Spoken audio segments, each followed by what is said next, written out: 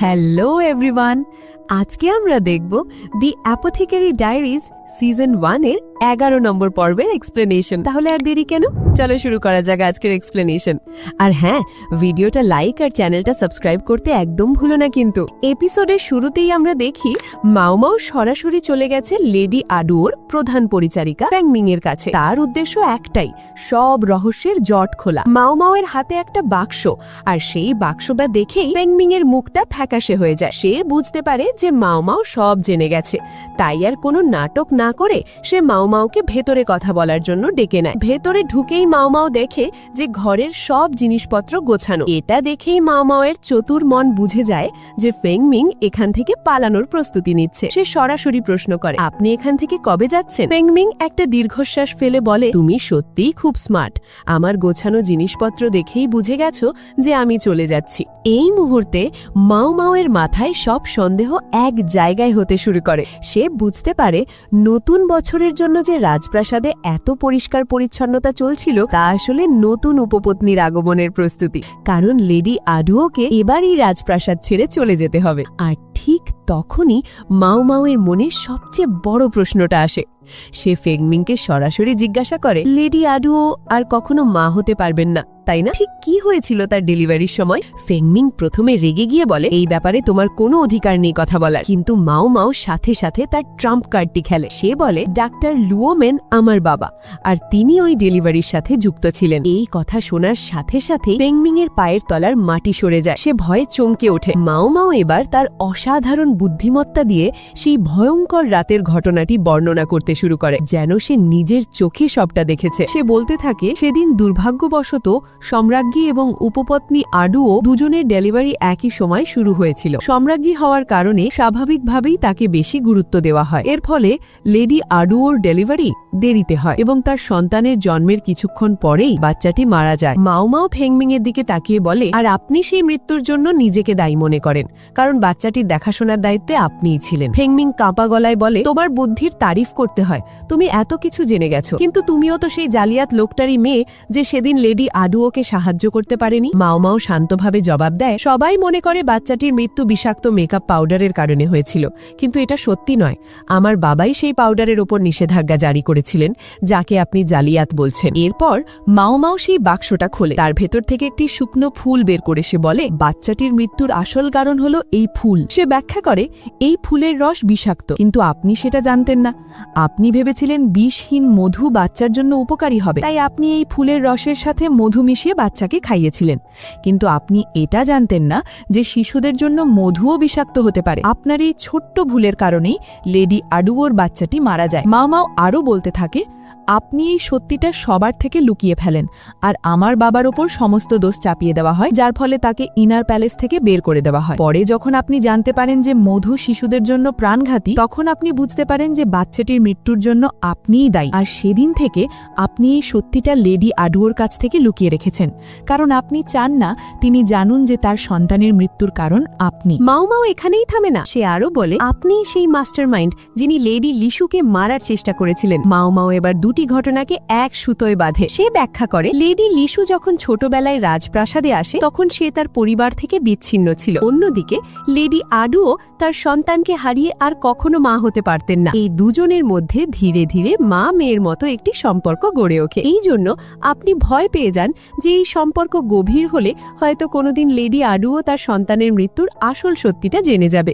তাই আপনি লিশুকে লেডি আডুর থেকে দূরে রাখার চেষ্টা করেছেন। পরে যখন লিশু একজন উচ্চপদস্থ উপপত্নী হয়ে ফিরে আসে তখন আপনার পক্ষে তাকে আটকানো অসম্ভব হয়ে পড়ে।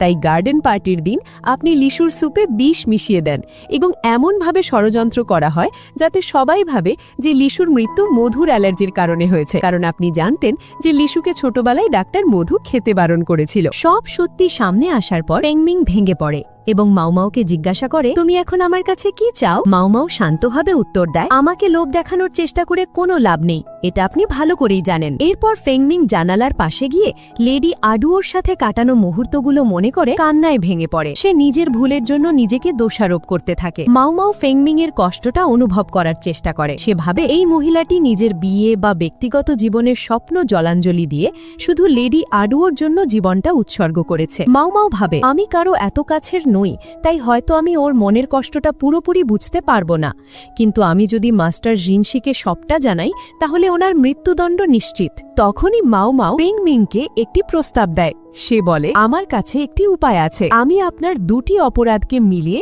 একটি বানাতে পারি, কিন্তু তাতে আপনার মৃত্যু আটকানো যাবে না। আর হ্যাঁ, এই প্রস্তাবটি কি সেটা তোমরা একটু পরেই জানতে পারবে। পরের দিন সকালে জিনশি মাওমাওয়ের লেখা মিথ্যা রিপোর্টটি পড়ে। রিপোর্টে লেখা ছিল যে ফেংমিং লেডি আডুওকে 4 প্রধান উপপত্নীর মধ্যে একজন হিসেবে টিকিয়ে রাখার জন্যই এই ষড়যন্ত্র করেছিল। জিনশি বুঝতে পারে যে এই রিপোর্টের মধ্যে কিছু একটা গন্ডগোল আছে, কিন্তু সে মাওমাওয়ের ওপর ভরসা রাখে। তখনই মাওমাও জিনশির ঘরে রাখা একটি ফুল দেখে। এমন সময়ে তাদের আলোচনায় ফুলের প্রসঙ্গ আসে। মাওমাও হংনিয়াংয়ের রাখা একটি ফুল তুলে তার রস পান করতে শুরু করে। জিনশি চমকে গিয়ে তাকে আটকাতে আসে এবং নিজেও একটু চেখে দেখতে যায়। ঠিক তখনই মাওমাও বলে, এতে বিষ আছে। জিনশি ভয় পেয়ে সঙ্গে সঙ্গে সেটা থুথু ফেলে দেয়, কিন্তু মাওমাও শান্তভাবে বলে, এতে এখন বিষ নেই, কারণ এটা এই ফুলের সিজন নয়। এই সিনটা মাওমাওয়ের চরিত্রকে আরও একবার আমাদের সামনে তুলে ধরে, বিষের প্রতি তার অদ্ভুত আকর্ষণ আর গভীর জ্ঞান। এরপর সিন শিফট হয়।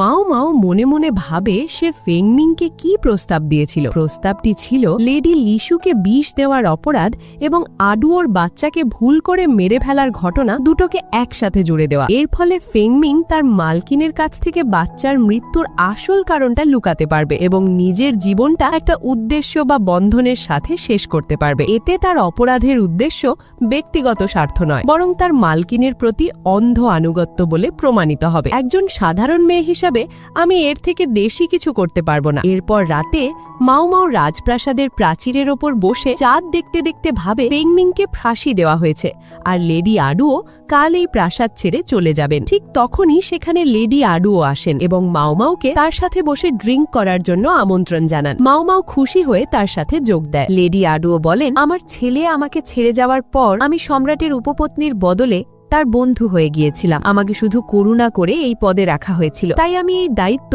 অন্য কাউকে দিয়ে চিরদিনের জন্য মুক্তি পেতে চেয়েছিলাম। কথা বলতে বলতে তিনি তার মদের বোতল কুপি ছুঁড়ে ফেলে বলেন, জলটা নিশ্চয়ই খুব ঠান্ডা ছিল, ওই পরিচারিকার ডুবে মরতে খুব কষ্ট হয়েছিল। এই কথা বলে সে সেখান থেকে চলে যায়। আর তখনই মাও আসল সত্যিটা বুঝতে পারে, ওই পরিচারিকা আত্মহত্যাই করেছিল। ফেংমিং নিজের অপরাধ ঢাকার জন্য লেডি আডুওকে বলেছিল যে ওই পরিচারিকাই সুপে বিষ মিশিয়েছিল। সেই অপবাদ সহ্য করতে না পেরে এবং নিজের সততা প্রমাণ করার জন্য মেয়েটি কূপে ঝাঁপ দিয়ে আত্মহত্যা করে। লেডি আডুও হয়তো সত্যিটা আঁচ করতে পেরেছিলেন, আর ফেংমিং তার মালকিনের জন্য তার ইচ্ছার কথা না জেনেই ফাঁসির দড়ি গলায় পড়ে নিল। মাও ভাবে, এই পৃথিবীতে এমন মানুষও আছে যারা অন্যের জন্য নিজের জীবন দিয়ে দেয়।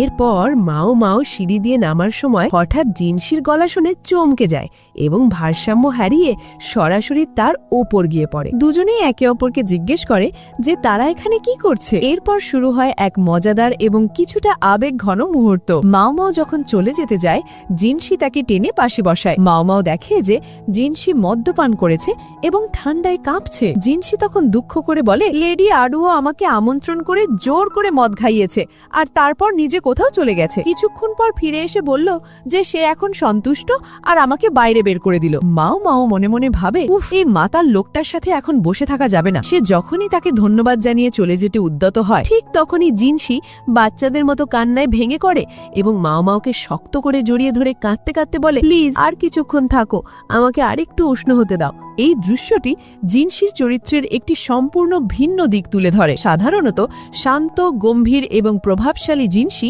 আজ একজন অসহায় একাকী মানুষের মতো আচরণ করছে। লেডি আডুওর চলে যাওয়াটা তাকে গভীরভাবে প্রভাবিত করেছে, আর সেই কষ্টটা সে মাওয়ের কাছে প্রকাশ করছে। এটি তাদের সম্পর্কের একটি অত্যন্ত গুরুত্বপূর্ণ এবং আবেগঘন মুহূর্ত। এরপর সিন শিফট হয়। পরের দিন লেডি আডুওর রাজপ্রাসাদ ছেড়ে চলে যাচ্ছে। তাকে বিদায় জানানোর জন্য সবাই উপস্থিত।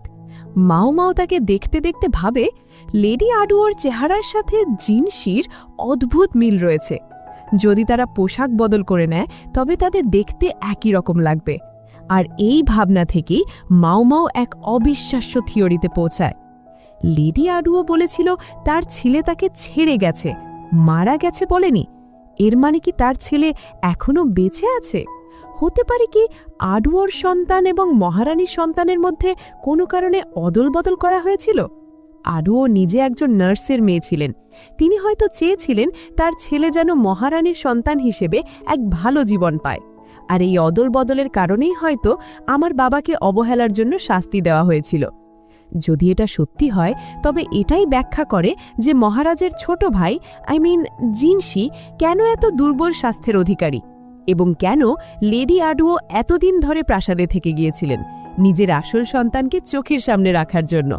কিন্তু পরক্ষণেই মামাও নিজের ভাবনাকে উড়িয়ে দিয়ে ভাবে, কি সব পাগলের মতো গল্প বানাচ্ছি আমি। অ্যান্ড সাডেনলি লেডি লিসু দৌড়ে এসে আডুওকে বিদায় জানাতে গিয়ে পড়ে যায়। আডুও তার চোখের জল মুছে দেয়, আর সেই মুহূর্তে লেডি আডুওর পুরুষালী মুখটা এক স্নেহময়ী মায়ের মুখে পরিণত হয়। এই দৃশ্য দেখে মাও সেখান থেকে চুপচাপ চলে যায়। এপিসোডের শেষে আমরা দেখি গাওশন জিনসিকে ফ্যাংমিং এবং তার পরিবারের ব্যাপারে একটি রিপোর্ট দিচ্ছে। জিনসি বলে, আমি শুনেছি তাকে অপহরণ করে বিক্রি করে দেওয়া হয়েছিল। আর এই গভীর রহস্যের সাথেই আমাদের আজকের এপিসোডটি এখানেই শেষ হচ্ছে। লেডি আডুও এবং জিনসির মধ্যে আসল সম্পর্কটা কি? তোমাদের কি মনে হয় মাওয়ের থিওরি কি সত্যি? তোমাদের মতামত অবশ্যই কমেন্ট করে জানিও। তো বন্ধুরা, আজকের জন্য এটুকুই।